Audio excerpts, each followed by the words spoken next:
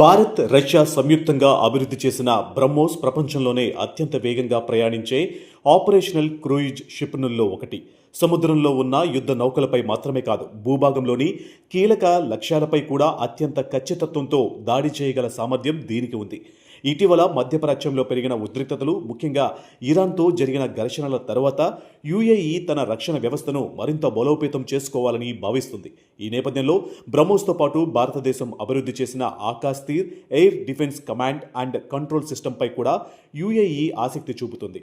ఈ ఒప్పందం భారత విదేశాంగ విధానంలో కూడా కీలక మలుపుగా భావిస్తున్నారు. ఒకప్పుడు ప్రపంచంలోనే అతిపెద్ద ఆయుధాల దిగుమతిదారుగా ఉన్న భారత్ ఇప్పుడు అత్యాధునిక రక్షణ సాంకేతికతను ఇతర దేశాలకు ఎగుమతి చేసే స్థాయికి చేరుకుంది. గత కొన్నేళ్లుగా make in India, Atmanirbhar Bharat కార్యక్రమాల ద్వారా దేశీయ రక్షణ పరిశ్రమ వేగంగా అభివృద్ధి చెందింది. ఇప్పుడు బ్రహ్మోస్, డోర్నియర్ విమానాలు, రాడార్ వ్యవస్థలు, ఎలక్ట్రానిక్ వార్ఫేర్ వంటి అనేక పరికరాలకు, భారతీయ ఉత్పత్తులకు అంతర్జాతీయ మార్కెట్లో మంచి డిమాండ్ ఏర్పడుతుంది.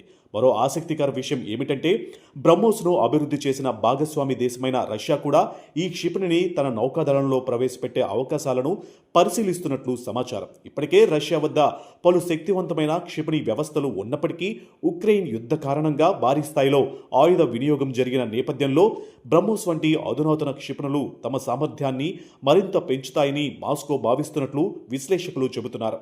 ప్రస్తుతం ఉన్న పరిస్థితుల్లో రష్యాకు ఈ బ్రహ్మోస్ క్షిపణి చాలా అవసరమని అక్కడి రక్షణ రంగం భావిస్తున్నట్లు సమాచారం. ఇదిలా ఉంటే బ్రహ్మోస్ ఎగుమతిపై కొందరు నిపుణులు మరో అంశాన్ని కూడా గుర్తు చేస్తున్నారు. అత్యాధునిక క్షిపణిని తయారు చేయడం మాత్రమే సరిపోదు.